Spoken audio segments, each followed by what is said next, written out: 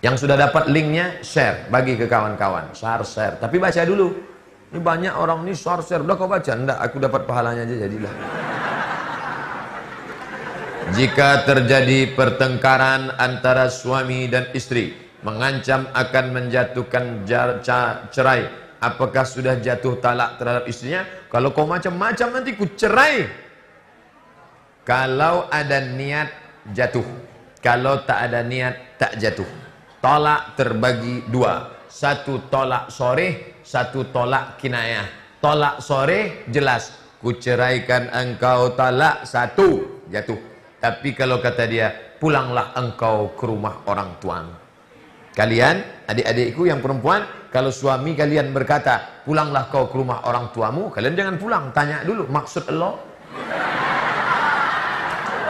Kalau kata dia, aku ada niat cerai, maka tolak kinayah. Tolak terbagi dua. Satu tolak sorry, jelas, kalau diucapkannya jatuh. Tapi kalau model ancam-ancam, pulanglah kau sana, aku tak suka lagi nengok kau, mau muntah aku nengok kau, maka itu tengok dulu. Kalau dia ada niat tolak, jatuh talak satu. Tapi kalau tak ada niat, maka tak jatuh talak satu. Makanya perempuan laki-laki harus belajar kursus perkahwinan. Jangan di situ menikah, di situlah baru dibuat acara nasihat pernikahan.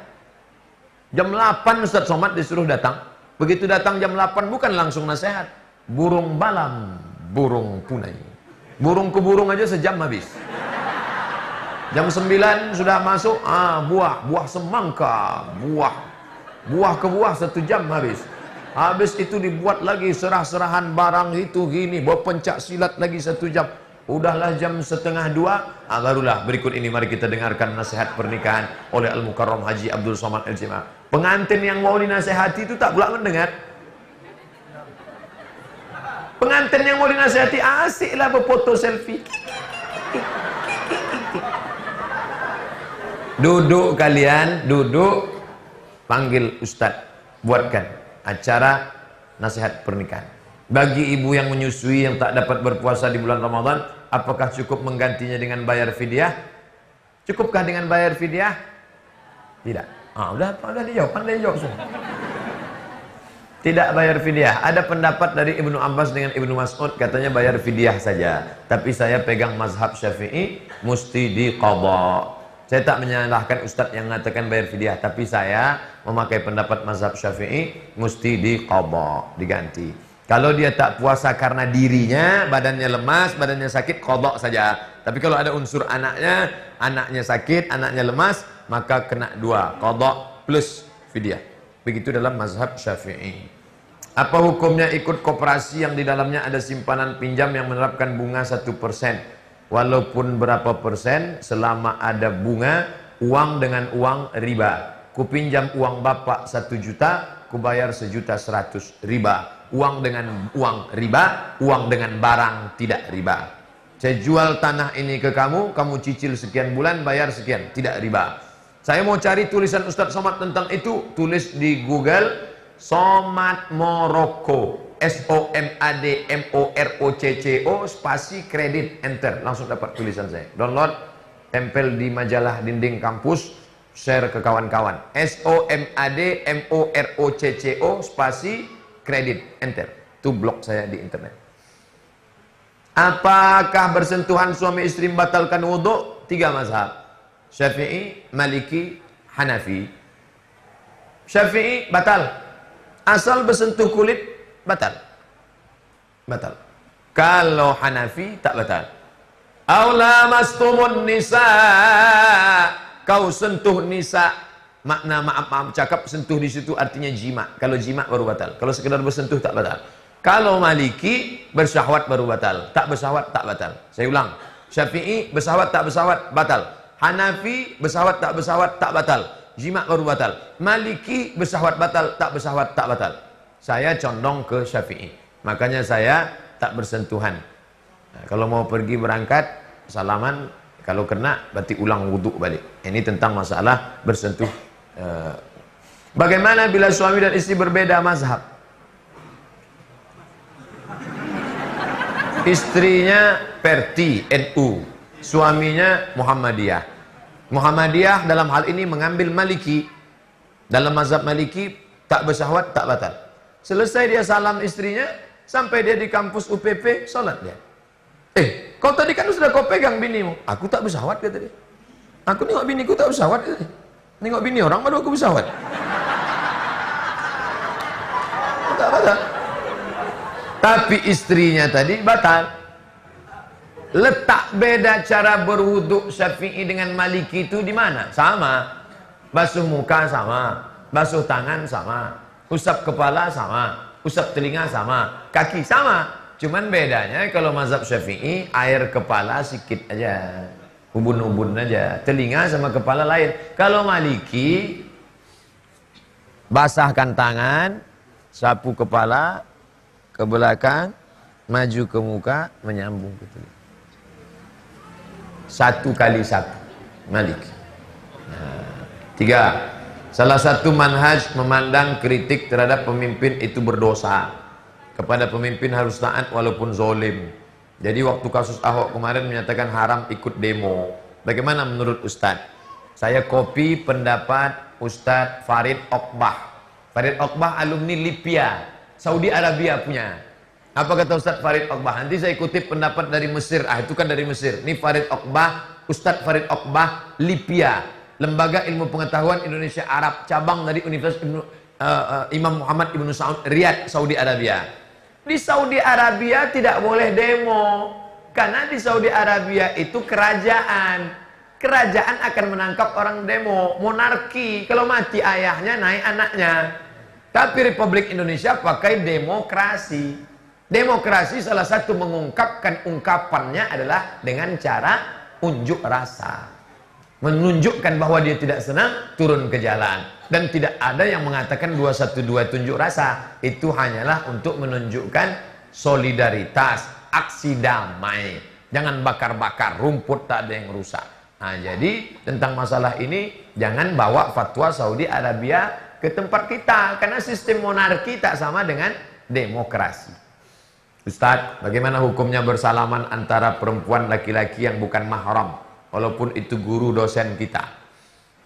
Saya setiap ceramah ke Rokan Hulu, di tempat-tempat surau suluk, saya perhatikan ama-ama jamaah itu pas mau salaman pasti diambilnya ujung jilbabnya. Setiap di surau suluk Syekh Ibrahim di mana-mana diambilnya mau salaman. Kenapa? Karena dia tak mau kulitnya bersentuh dengan kulit saya. Ada hail. Hail artinya pembatas. Ustadz Somad, walaupun mak itu sudah tua, Ustadz Somad, kami ingin salaman. Kenapa orang Rokan Hulu tak mau bersalaman? Apakah ini aliran sesat? Li ayyut'ina ala ra'si ahadikum, ditusukkan paku dari api neraka ke kepala kamu, khairun, lebih baik, min antamussa yada mura'atin la tahillu lahu, daripada menyentuh tangan perempuan yang tak mahram. Prakteknya di mana? Di Rokan Hulu. Ustaz tahu dari mana? Saya sudah lama ceramah sini, dan setiap orang mau salaman, yang ngaji, yang tarekat Naqsabandia, dia begini kan. Ketika saya baru pulang ke UIN tahun 2008, balik dari Maroko, selesai tatap muka, datanglah mahasiswi mau salaman. Ustaz,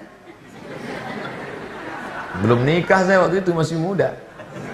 Mau dipegang takut berdosa, tak dipegang jarang-jarang dapat. Maka alhamdulillah Allah memberikan ilham, saya tak pegang tangannya, saya gini langsung. Ini tak pernah saya pelajari di Maroko, tak pernah saya pelajari di Kairo. Ustaz dapat ini dari mana? Mahabharata.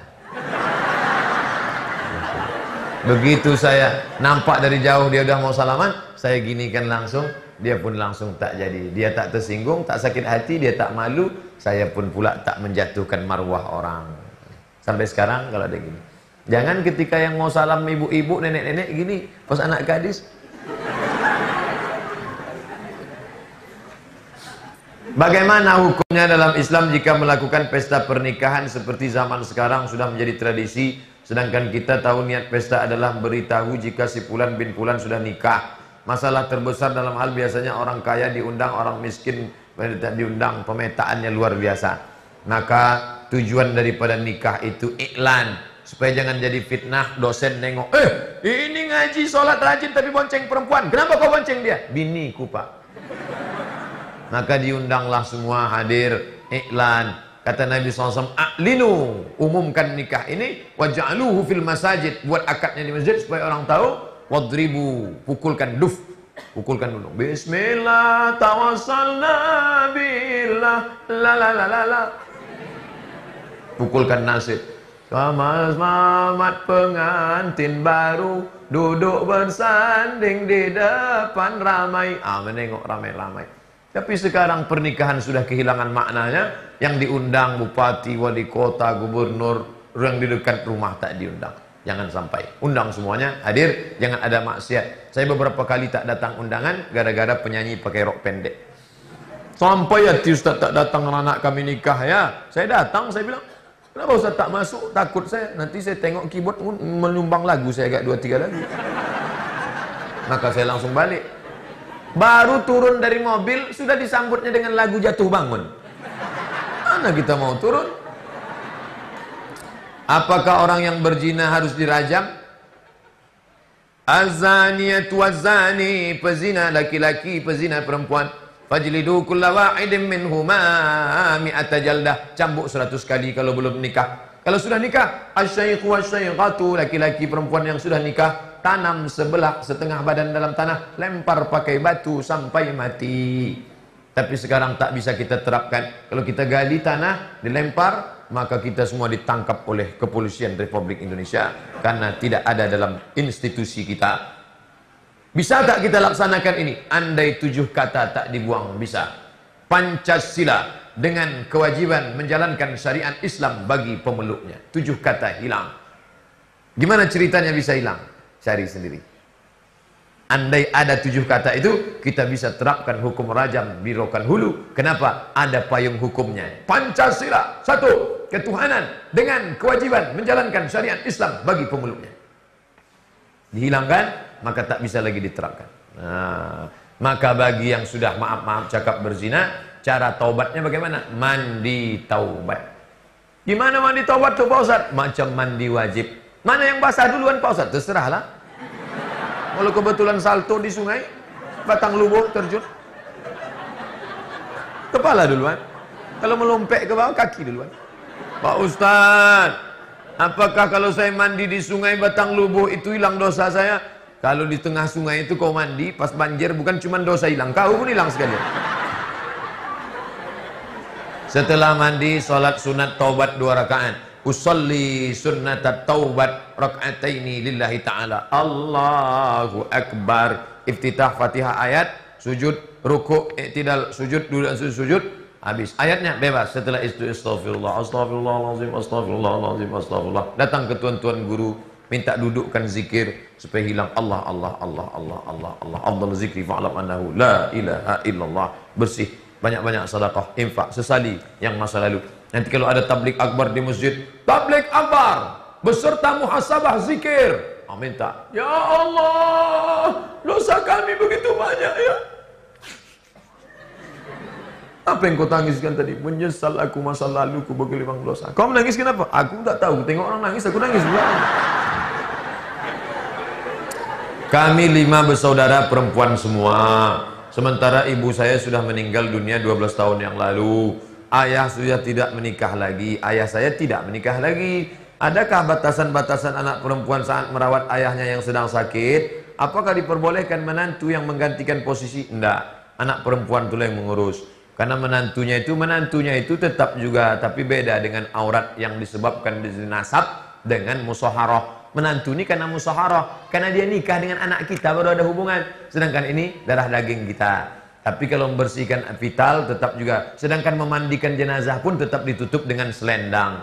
Makanya bukan tontonan. Ini kalau ada mandikan jenazah semua orang nengok, tutup. Gimana? Nah ini. Tetap bersihkan dia, maaf cakap cebokkan dia. Masalah pasangkan kalau dia pakai keteter, pakai ini tak bisa pakai selang segala macam. Nah, itu tetap anak. Kalau menantu laki-laki, oke, sesama laki-laki tak masalah. Tapi menantu perempuan tidak. Anak perempuannya mau ngurus baik, tak jadi masalah. Nah, karena itu ayah kandung dia, tapi tetap dengan menjaga, ditutupkan auratnya, tetap jaga dengan kelembutan. Berapa kali dia membesarkan kita, merawat kita. Nah, ini adalah tiket kita menuju surga Allah Subhanahu wa taala.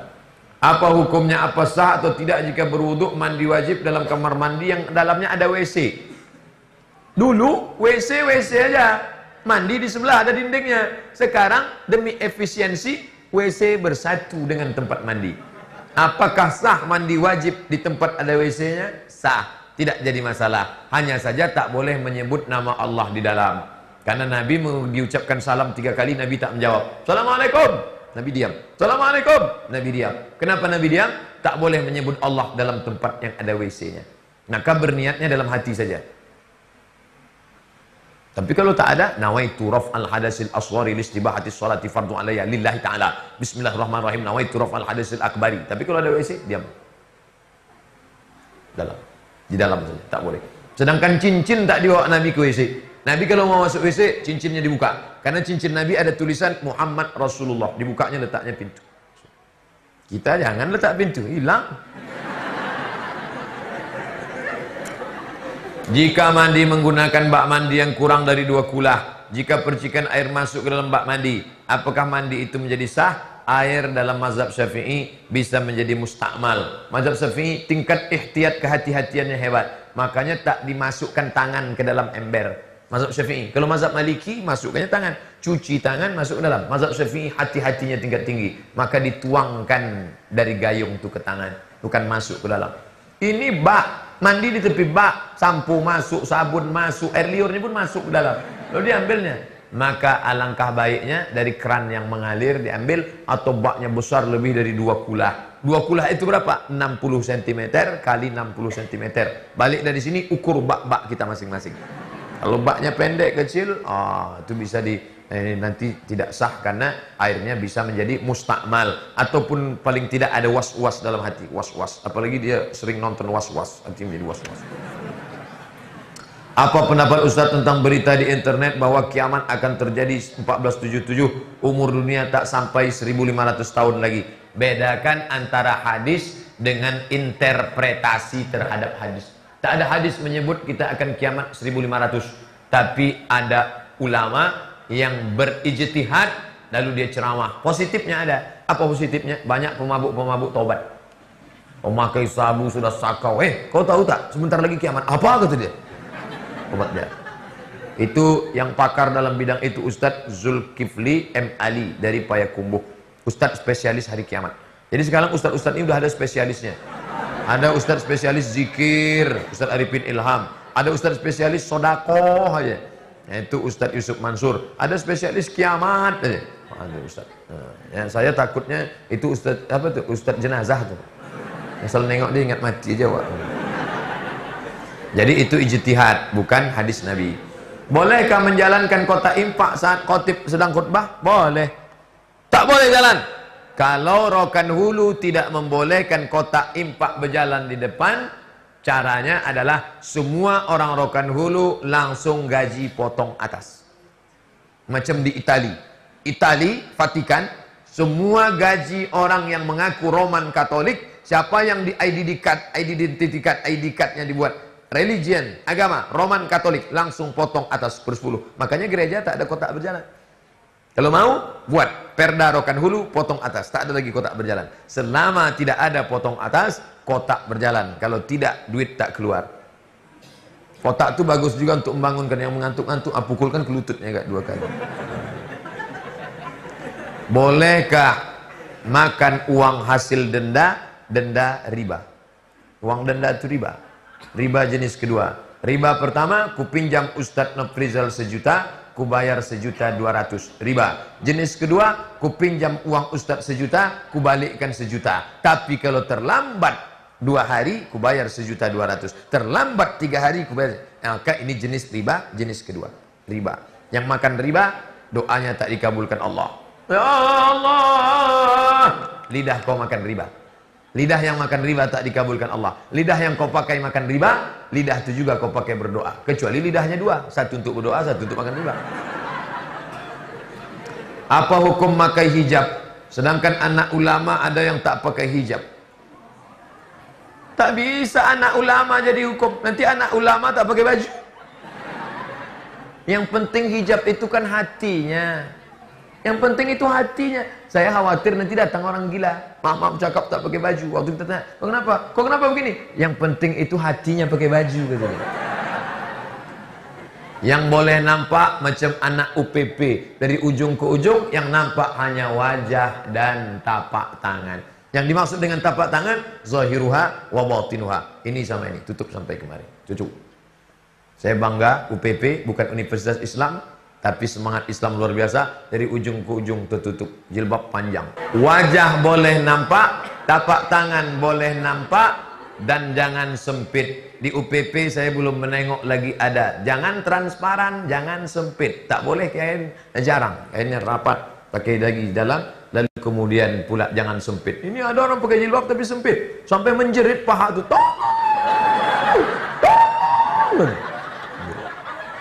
Jangan. Apa hukumnya membaca Quran dengan langgam Jawa? Yang disepakati oleh para qari yang paham, bayati, soba, sika, nahawan, jaharka. Adapun memasukkan ke solawat, sunan-sunan dulu, Sunan Kalijogo memasukkan langgam Jawa ke dalam solawat, tak masalah.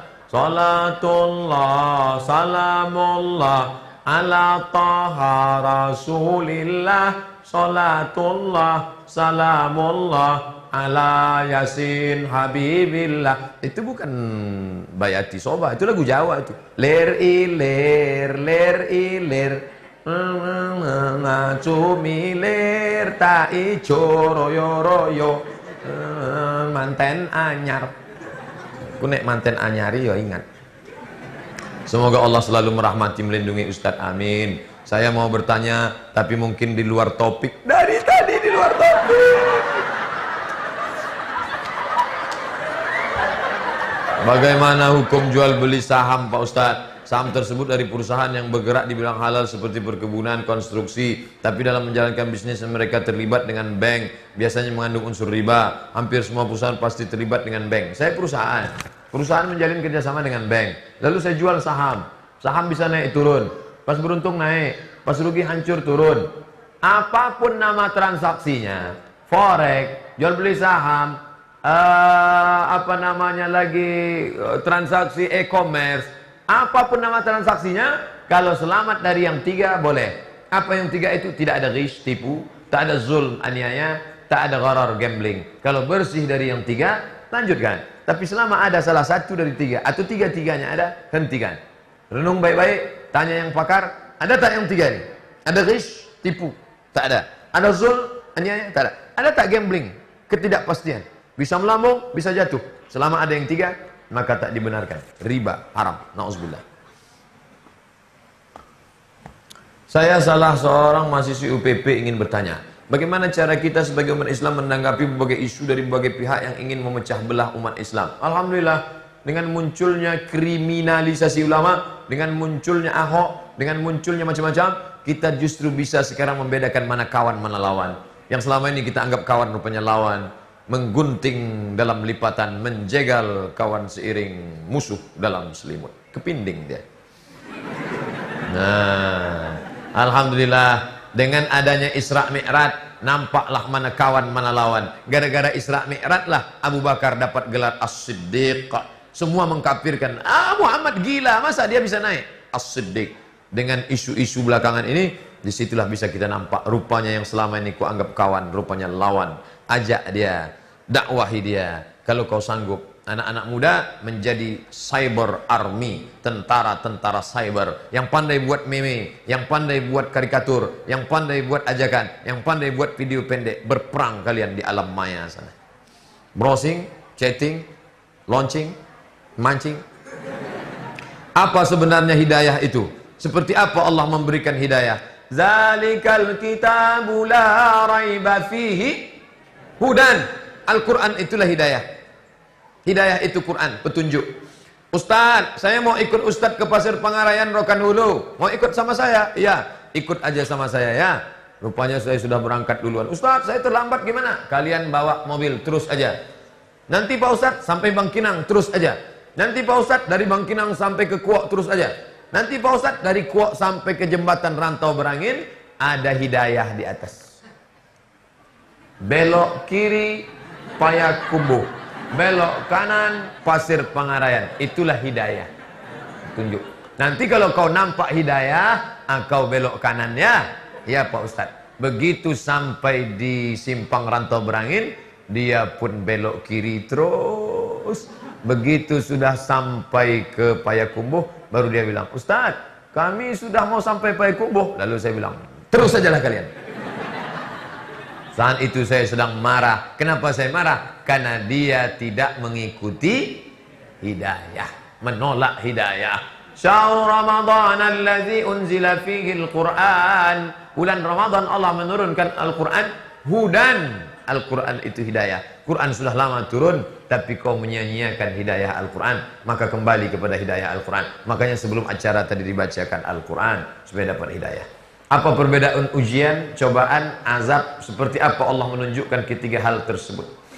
Ma yusibul mu'min min nasabin wala wasabin wala saqabin wala syaukin. Kalau ada orang sakit, susah hati, gundah gulana, galau, kacau pikiran, kakinya tertusuk duri, illa kafarallahu anhu biha sayi'atuh, maka Allah menghapuskan dosa-dosanya di masa yang lalu. Kita berjalan bertiga, tiba-tiba pas di jalan itu kaki kita tertusuk duri. Nah, apakah tusuk duri itu karena Allah menghapuskan dosa kita, atau karena Allah mengangkat derajat kita? Ada yang sakit, apakah sakitnya itu karena Allah menghapus dosanya, atau karena Allah mengangkat derajatnya? Kita tak tahu. Maka kita husnuzan aja sama Allah. Maka kita tak boleh mengatakan nengok orang sakit, banyak betul dosa kau. Tunggu. Boleh jadi dosa dia tak ada. Lalu kenapa dia sakit-sakitan terus? Karena Allah mau mengangkat derajat dia dengan kesabaran yang luar biasa. Ada tiga kemungkinan. Pertama, mungkin kita sakit karena kita banyak dosa, Allah mau cuci kita. Dua, mungkin kita sakit karena kita tak ada dosa, tapi Allah mau angkat derajat kita. Tiga, boleh jadi kita sudah sampai ke tempat yang tertinggi, tapi amal kita kurang. Pas dicek malaikat, ini amalnya kurang, buat dia sakit, sehingga ketika dia sabar, cukuplah itu. Ada amal yang lebih besar daripada haji, amal lebih besar daripada puasa. Apa dia? Sabar. Innama yuwaffas sabiruna ajrahum bighairi hisab. Orang yang sabar menerima ujian Allah, maka dia akan diberikan balasan bighairi hisab. Nah, jadi tak bisa kalau demam itu menghapuskan salah, kalau jantung koroner itu mengangkat derajat, belum ada standarnya. Bagaimana cara memantaskan diri agar titel hamba Allah dapat diraih? Bagaimana cara untuk mengutamakan kehidupan akhirat daripada mengutamakan kehidupan dunia? Apakah harus menunggu hidayah atau ujian? Tengok orang cacat. Maaf, adik-adik, saudara-saudaraku yang diberi Allah kekurangan, kalian adalah tamu-tamu Allah. Ada yang diberi kurang fisik, ada yang diberi kurang akal, ada yang diberi kurang sehat. Tengok, dia yang kurang cacat, syukurnya hebat. Aku sempurna, kenapa tidak?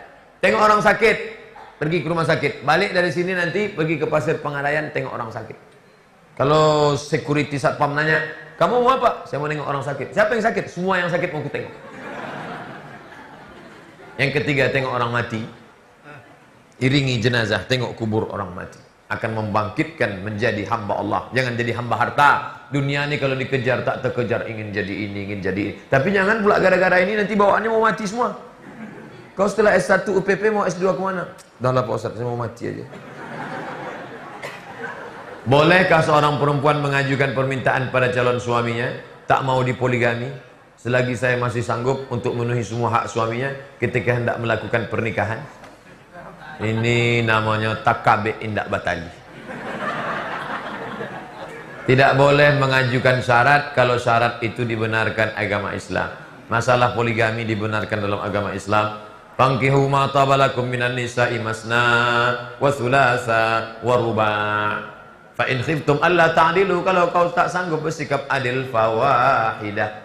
Adik-adikku yang perempuan, kalian tidak perlu terlalu cemas suami ingin nikah lagi. Tengoklah B.J. Habibie.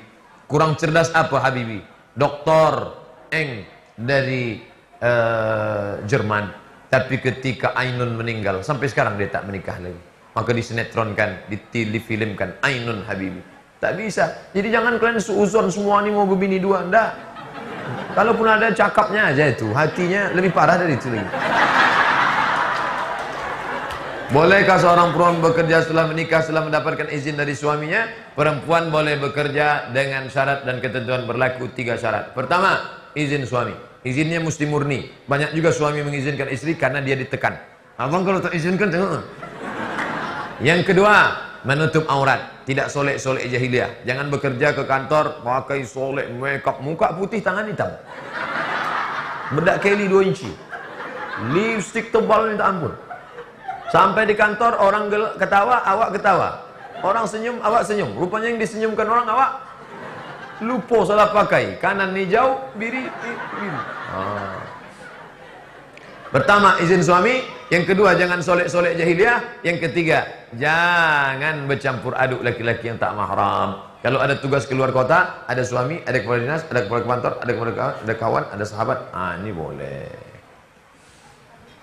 Berapa lama waktu yang diperbolehkan diizinkan oleh suami istri untuk berjauhan setelah menikah karena hal-hal tertentu? Misalnya berjauhan. Tak ada batas waktu.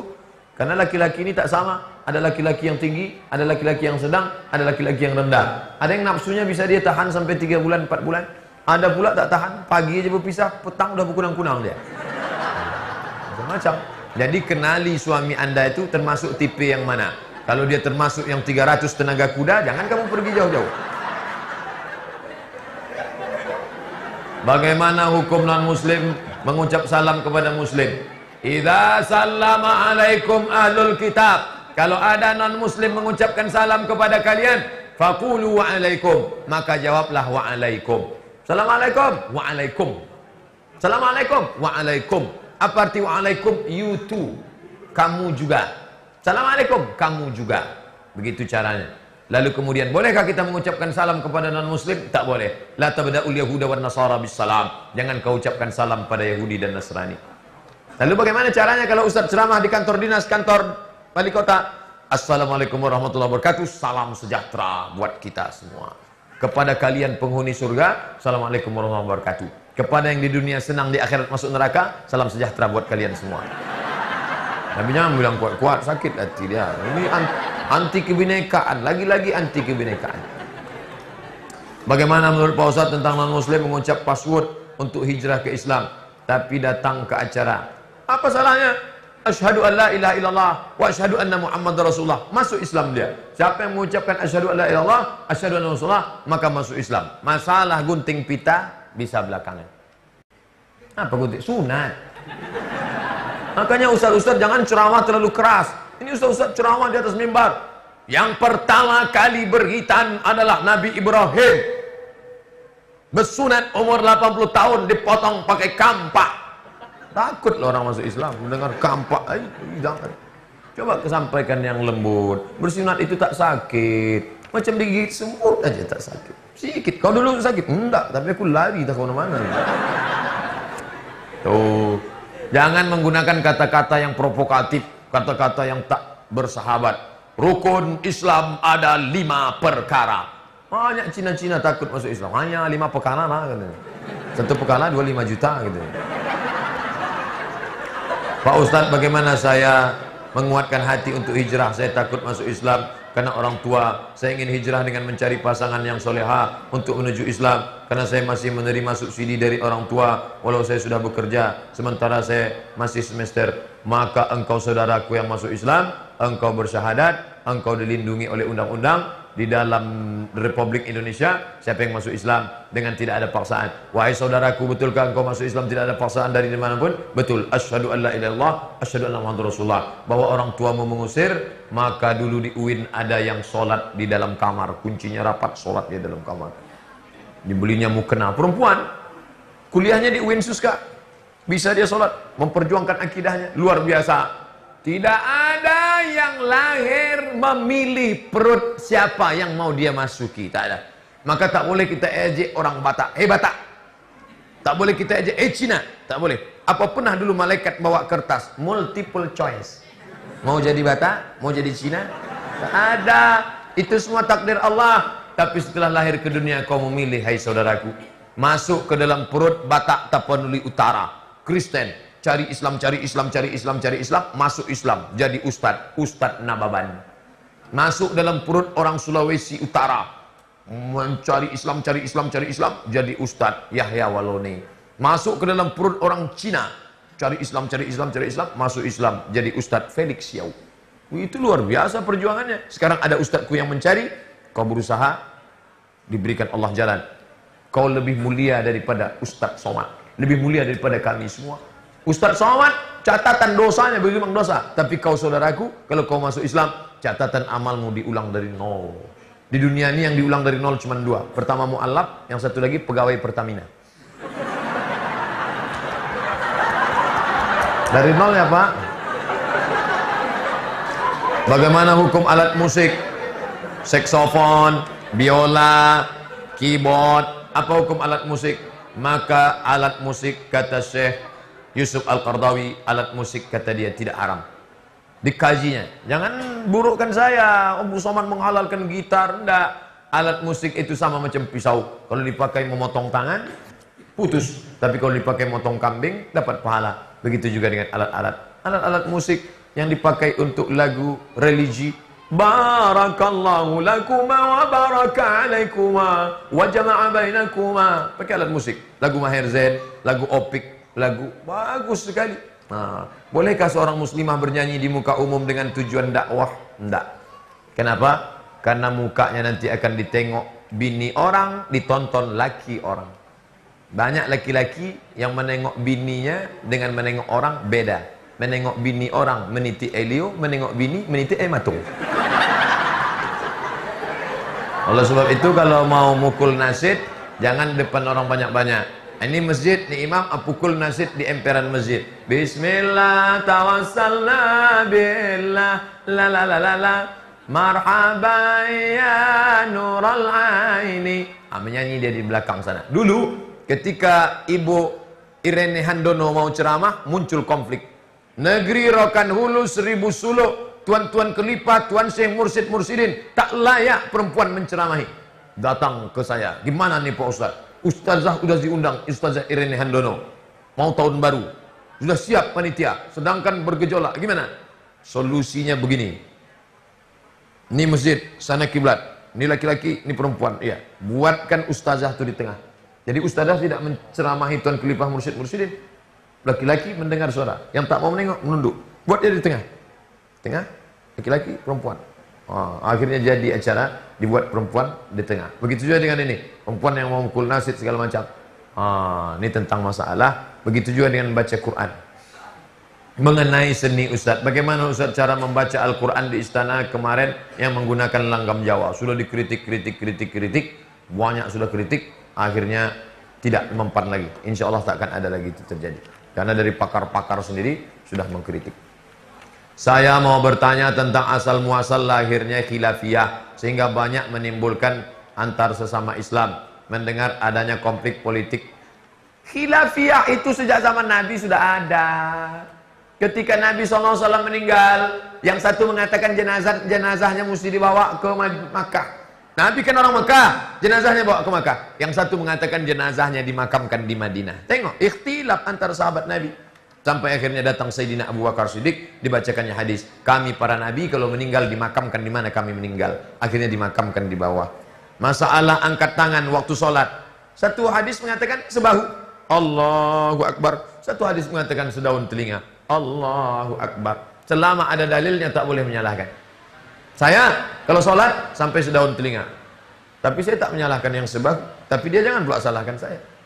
Masalah telunjuk, mazhab Syafi'i, angkat sekali saja. At-tahiyatul barakatuh salawatut thayyibatullah. Assalamualaikum ayuhan nabi wa rahmatullahi wabarakatuh. Assalamualaikum wa ala ibadillah sholihin. Ashhadu an la ilaha illallah. Syafi'i. Kalau Hanafi angkat sekali, turun sekali. La ilaha illallah. Kalau Hambali setiap lafaz Allah angkat. At-tahiyatul barakatuh salawatut thayyibatullah. Assalamualaikum ayuhan nabi wa rahmatullah. Assalamualaikum wa ala ibadillah. Asyhadu an la ilaha illallah. Kalau Maliki dari awal sampai akhir angkat. At-tahiyatul barakatuh salawatut thayyibatullah. Tak pernah saya berkelahi dengan kawan-kawan saya di Maroko yang mazhab Maliki. Tak pernah. Nata'awan fi mattafaqna wa nata'adzar fi makhtalafna. Mari kita berlapang dada menerima perbedaan. Tapi niatnya mukhlishina lahuddin. Karena hadisnya banyak. Hadis tentang itu banyak. Bagaimana sikap kita terhadap orang yang suka membid'ahkan orang? Yang bisa jawab, jawab. Yang tak bisa jawab, diam saja. Anjing menggonggong, kapilah berlari. Lama-lama dia capek juga. Fotokopikan buku saya 37 masalah populer. Talqin mayat bid'ah, sudah saya jawab. Baca Quran untuk orang mati bid'ah, sudah saya jawab. Bertawassul bid'ah, sudah saya jawab. Baca Quran di samping kubur bid'ah, sudah saya jawab. Sayyidina bid'ah, sudah saya jawab. Download gratis. Ada dalam Play Store. Play Store buat Abdul Somad 37 masalah populer. Download gratis. Share bagi kawan-kawan. Apa hukumnya ulang tahun menurut Islam? Ulang tahun bakar lilin, hembus lilin. Happy birthday to you. Apa yang mau kau minta tahun depan? Mintalah pejamkan mata kepada api agama Majusi. Kalau mau memperingati bahwa umur sudah bertambah, undang anak yatim fakir miskin, pergi ke panti asuhan. Assalamualaikum. Waalaikumsalam. Berapa anak panti asuhan sini, Pak? Ada 200 orang. Tolong keluarkan, saya mau buat nasi kotaknya. Berapa orang? 5 orang aja. Kebetulan itu kita yang sanggup kan? Makan, masukkan duit amplop agak 100.000, 50.000. Dek, ingat, aku mati. Tak lama lagi akan mati. Mengingat mati. Ada tak Nabi pernah mengulang hari lahirnya? Ya. Mana dalilnya? Hadis riwayat Muslim. Zaka yauma wulidtu. Kenapa kau beribadah banyak hari Senin ya Rasulullah? Zaka yauma wulidtu. Hari Senin aku lahir. Bukan dikenang dengan bakar lilin. Yang lagi tradisi-tradisi yang sudah-sudah masa lalu. Sudah. Ustaz tak pernah tiup lilin. Pernah waktu mati lampu tiup lilin. Apa hukum pacaran Pak Ustaz? Tak ada pacaran-pacaran. Saya 4 tahun kuliah di Mesir tak pernah pacaran. Demi Allah, wallahi tallahi billahi 4 tahun saya di Mesir tak pernah pacaran. Kenapa Ustaz tak pacaran? Jarak kampus laki-laki perempuan 15 km. Saya, Ustadz Baihaqi, Ustadz Oni, Ustadz Nafrizal, sama kami. Kami diikat oleh KSMR, Kelompok Studi Mahasiswa Riau. Kelompok Studi Mahasiswa Riau. Mahasiswa Indonesia semuanya 2.400.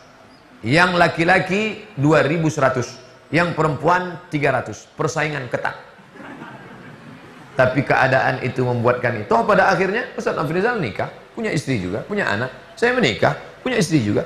Yang katanya pacaran, kaulah bulan, bullshit, omong kosong semua. Tak ada tuh. Pacaran tuh penuh dengan penipuan, pencitraan, pembohongan. Begitu jalan berdua terpleset. Kenapa ya? Begitu dah beranak, jatuh, mampus lu situ. Kalian belajar aja yang betul. Perempuan, kalian adalah timun. Laki-laki, kalian adalah durian. Timun berkawan sama durian tak pernah untung. Di atas bonyok, di atas bawah sobek, hancur tak ada. Tertulis di botol aqua. Apa tulisannya? Do not accept if cell is broken. Do not accept if cell is broken. Jangan terima botol kalau segelnya rusak. Botol aja yang harga 5.000 tak diterima. Apalagi kalian? Jaga kehormatan kalian. Jodoh di tangan Allah. Kalau sudah masanya kan tiba juga. Masalah yang datang nenek-nenek tak tahulah entah apa. Nampaknya ada yang cantik Pak Ustadz. Saya berkenan mau nikah sama dia. Datang ke Tuan Syekh, datang ke Pak Hafid, datang ke Pak Tua Yayasan, datang ke Pak Rektor. Mereka akan bawakan, dita'arufkan, dikenalkan, nikah. Nikah dengan baik, undang saya akan datang ceramah nasihat pernikahan. Habis itu kalian akan menjadi keluarga sakinah, mawaddah, warahmah insyaallah. Amin. Ya Rabbal Alamin. Tapi orang tua jangan membiarkan anak-anak ini, anak lajang, anak gadis. Pak, saya bawa anak gadis Bapak malam ini jalan-jalan ke pasir ya. Jangan. Sebentar aja Pak, kami mau beli mie ayam. Tidak. Nanti kami belikan Bapak bakso sebungkus. Abaklah. Ini yang rusak. Kalau udah aku bilang sekali jangan. Sebentar aja Pak. Tidak. Sekali tidak. Tidak. Kalau udah aku katakan tidak. Tidak. Jangan Pak. Datang ibu dari dapur. Kasihlah bang. Awak lu dulu lebih parah dari itu lagi. Ini jadi masalah. Jangan. Kita jaga. Kita jaga negeri 1000 suluk itu.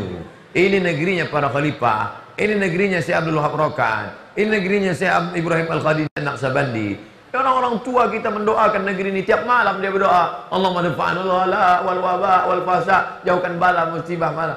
Kalau sampai itu terjadi, na'udzubillah, berserak-serak anak zina, na'udzubillah.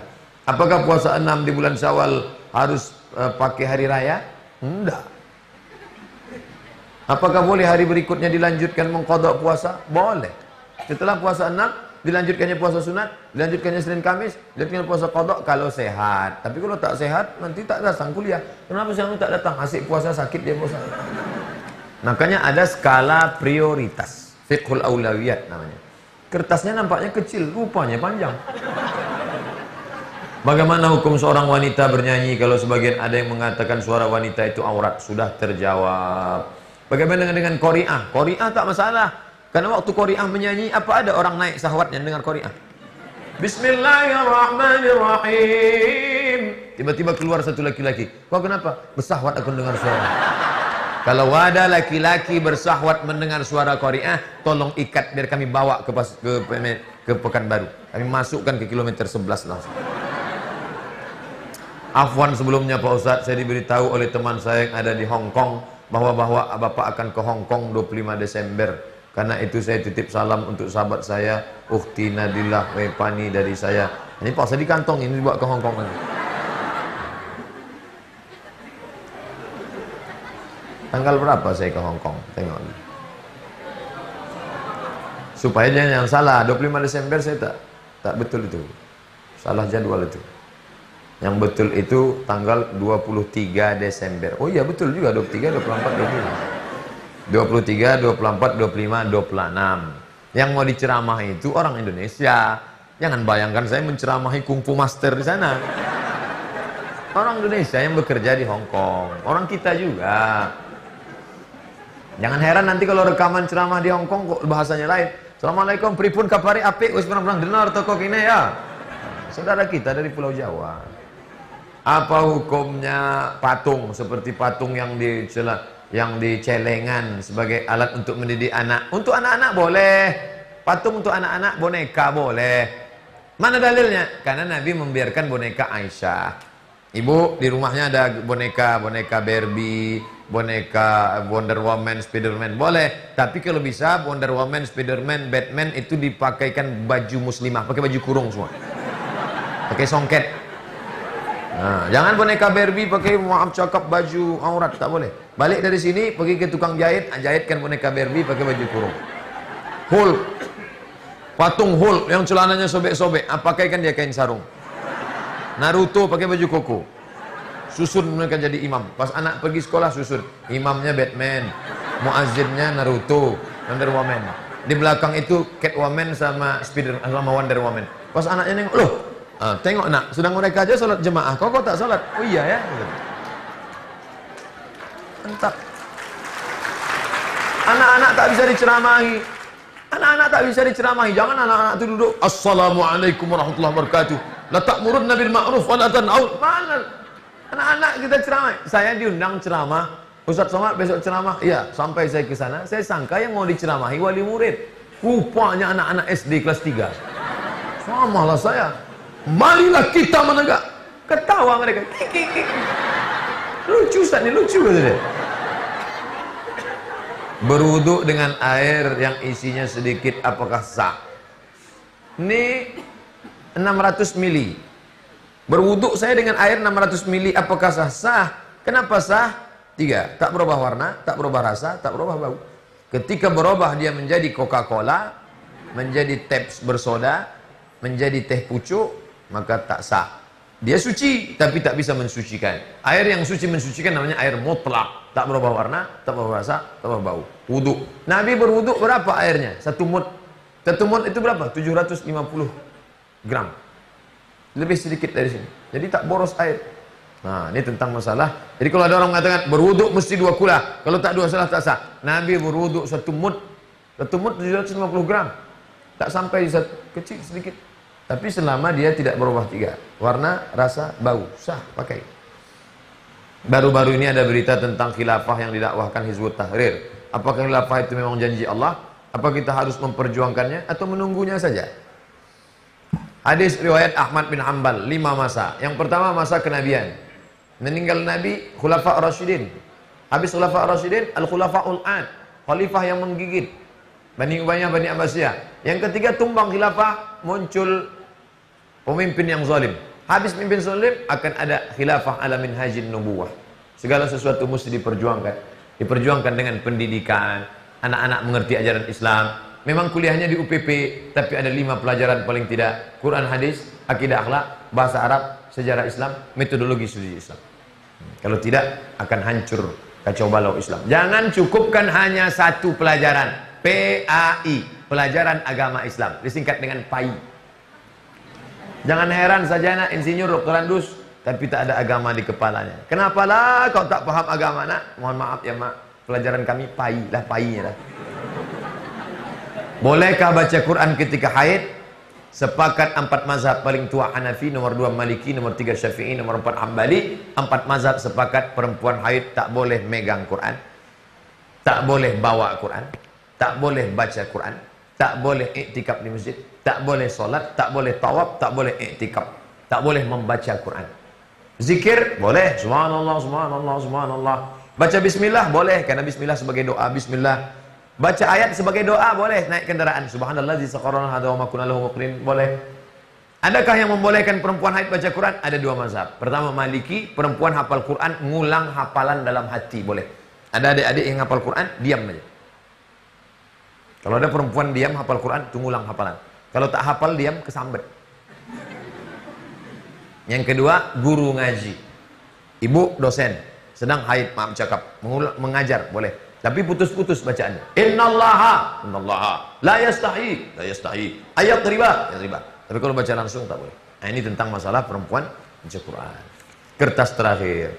Apa hukumnya ikut bank konvensional yang diwajibkan oleh Kopertis? Contohnya untuk dosen harus bank BTN yang akan menerima tunjangan sertifikasi dosen. Gaji saya selama 8 tahun ditransfer melalui Bank Mandiri. 8 tahun, dari 2008 sampai belakangan. Setelah itu barulah sekarang ke Bank BRI Syariah. Sekarang gaji saya ditransfer ke Bank BRI Syariah. Bolehkah pakai jasa dia itu sebagai numpang lewat saja, setelah itu diambil? Semalam saya baru ngambil yang ada di Bank Mandiri dulu. Ada jamaah jumpa, saya takut jadi fitnah. Ustadz ini ceramah katanya tak boleh, tapi dia kemari juga. Pas lewat saya bilang, ngambil numpang lewat. Semalam di Bank Mandiri, pas jumpa saya bilang, ngambil numpang lewat. Iya Ustadz ya. Perlu klarifikasi, jangan-jangan nanti di update-nya status. Baru jumpa Ustadz di bank, pandai ngomong aja, ternyata di bank juga. Pak Ustadz, duit saya banyak, simpan di bawah bantal. Lebih besar duitnya daripada bantalnya. Di Bank Syariah tak muat. Bank konvensional, andai bunganya ada, tidak boleh dimakan dipakai. Makan pakai tak boleh. Lalu bunganya kemana? Serahkan ke lembaga yang dinikmati orang banyak. Panti jompo, panti asuhan, masjid, bangun MDA. Ada MDA pembangunan, serahkan untuk pendidikan. Pak Kepala MDA, ya, berapa kursi patah? Berapa yang belum bayar uang sekolah? Berapa guru yang belum digaji? Tolong buatkan daftarnya. Wah, ini kata Pak MDA, ini daftarnya Pak. Bapak mau bantu? Enggak, mau nengok aja. Itu yang dapat saya sampaikan. Terima kasih segala perhatian. Mohon maaf segala kesilapan.